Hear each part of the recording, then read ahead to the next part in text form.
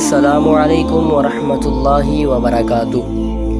رسول اللہ صلی اللہ تعالیٰ علیہ وآلہ وسلم نے فرمایا، بندہ اللہ کی رضا مندی کے لیے ایک بات زبان سے نکالتا ہے، اسے وہ کوئی اہمیت نہیں دیتا مگر اس کی وجہ سے اللہ اس کے درجے بلند کر دیتا ہے۔ یعنی کہ جب بندہ اللہ کو راضی کرنے کے لیے کوئی ایسے الفاظ استعمال کرتا ہے جس سے اللہ راضی ہو جائے، لیکن وہ اس پر اتنا فوکس، اتنا دھیان نہیں دیتا، لیکن وہ ایسی بات کرتا ہے کہ جس سے اللہ راضی ہوتا ہے اور اس کے درجات بلند کر دیے جاتے ہیں۔ آپ آگے فرماتے ہیں، اور ایک دوسرا بندہ ایک ایسا کلمہ زبان سے نکالتا ہے جو اللہ کی ناراضگی کا باعث ہوتا ہے، اسے وہ کوئی اہمیت نہیں دیتا، لیکن اس کی وجہ سے وہ جہنم میں چلا جاتا ہے۔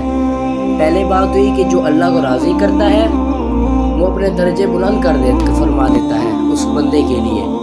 بعد میں بات ہوئی کہ جو بندہ ایسے الفاظ منہ سے استعمال کرتا ہے کہ جو اللہ کی ناراضگی کا باعث بنتا ہے، جس سے اللہ ناراض ہوتا ہے، لیکن وہ اس پر اتنا دھیان نہیں دیتا اور وہ جہنم میں چلا جاتا ہے۔